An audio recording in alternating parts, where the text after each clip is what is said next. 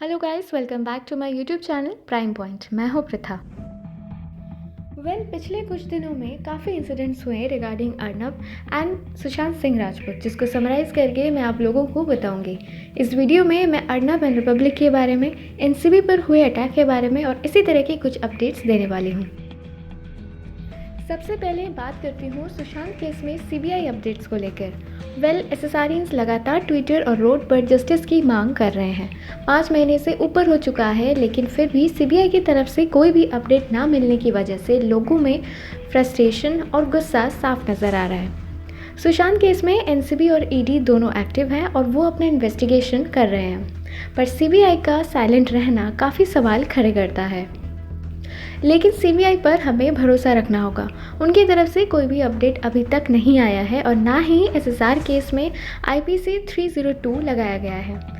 ऐसे में हमारा काम यही होगा कि जितना हो सके अथॉरिटीज़ को, सीबीआई को प्रेशराइज करें, आवाज़ उठाते रहें। याद रखिए, सिर्फ पब्लिक पावर और जनता की आवाज़ से ही आज सुशांत का केस सीबीआई तक पहुंच पाया है। इसलिए आगे भी जस्टिस के लिए हमें आवाज़ उठाते रहना होगा। So don't lose hope. उम्मीद करती हूँ कि जल्द ही सीबीआई अपना डिसीजन डिक्लेयर कर देगी। अब बात करती हूँ अर्नब और रिपब्लिक चैनल की। पूरे 8 दिन जेल में रहने के बाद 11 नवंबर अर्नब को सुप्रीम कोर्ट से बेल मिली। आपको बता दूं, अर्नब पर एक मां और बेटे की खुदकुशी के लिए उकसाने का आरोप लगा था। मामला 2018 का है। एक क्लोज्ड केस को ओपन करके अर्नब को इलीगली अरेस्ट किया गया, साथ ही फिजिकली टॉर्चर भी किया गया था। 11 नवंबर को अर्नब को बेल तो मिला ही, साथ ही 27 नवंबर सुप्रीम कोर्ट ने अर्नब को एक और बड़ी राहत दी। उन्होंने अपनी डिटेल्ड जजमेंट सुनाई, जिसमें सुप्रीम कोर्ट ने बताया कि अर्नब के अगेंस्ट सुसाइड का केस बनता ही नहीं और हाई कोर्ट को भी फटकार लगाया गया। खुशी की बात यह है कि अर्नब और रिपब्लिक की यहाँ भी जीत हुई। लेकिन जेल से रिहा होने के बाद भी अर्नब की मुश्किलें कम नहीं हुई। उनके अगेंस्ट और भी काफ़ी सारी फेक केसेस किए गए, जैसे कि उनकी फैमिली के ऊपर केस किया गया। देन अर्नब से एक बॉन्ड पर भी साइन करने को बोला गया था, जिसको बोलते हैं गुड बिहेवियर बॉन्ड।